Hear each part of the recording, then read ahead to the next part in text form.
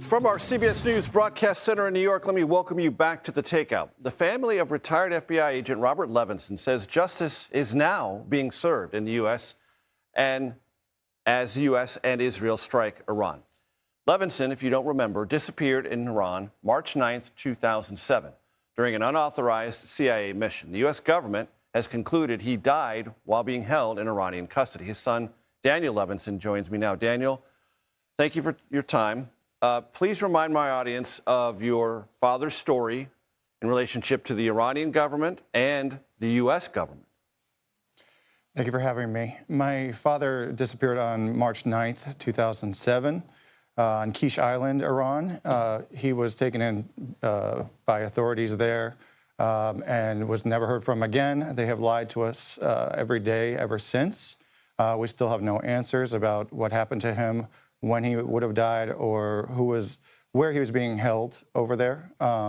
With these recent developments, we're hoping that this will eventually lead to answers for us. And what were the circumstances of his presence there? He was doing what he had been doing in the FBI as a private investigator, this time for the CIA, investigating corruption and money laundering, and he was meeting with a man on that island who may have had the information for him. Understood. And in the process that your family went through, what was it like to try to get answers, if at all, from the Iranian authorities?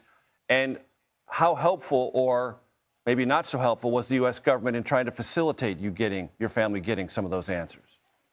It was frustrating every step of the way, particularly with the Iranians. My mom and I traveled to Iran in December 2007. I went back 10 years ago on my own to Kish Island to try to press them for answers. They have stonewalled us at every turn. They've lied to us. They have no qualms about lying straight to your face with a smile. The U.S. government's work with us has improved over the years. There were a lot of missteps in those early years. We're hopeful with this current administration, with the aggressive posture, the pressure that they're putting on the Iranians, it's going to help us come to a resolution and hold the Iranians accountable.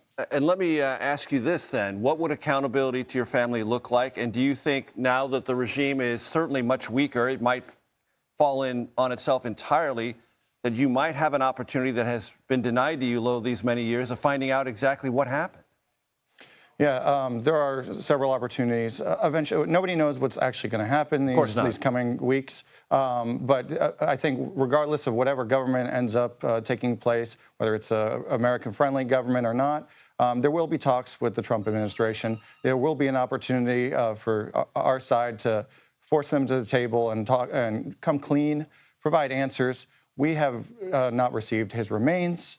So they're going to have to provide us answers. At the same time, there is still a $25 million reward for information on my dad's disappearance that's out there. There are going to be defections. There are going to be people who are fleeing the sinking ship in Iran, and it's going to be an opportunity for them there are people inside Iran who know exactly what happened with my dad, and there's a lot of money involved if they can provide the answers. When the United States government concluded that your father had died in captivity, did you, meaning the family, readily accept that, reluctantly accept that, or do you still not in some part accept it? We accepted it. There was evidence provided to us. It's been 6 years since that meeting. It was definitely difficult. It was not surprising after 13 years, but it was devastating for us that our efforts didn't produce the result that we wanted and brought my dad home. And you'd like, I'm sure, to recover the remains if they are recoverable. What else would accountability look like to you and your family?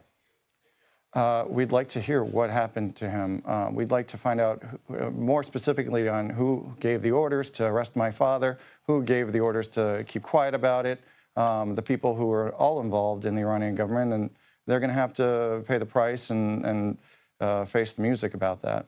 Daniel Levinson, son of Robert Levinson, I appreciate you coming in very much. Thank you. Thank you for having me.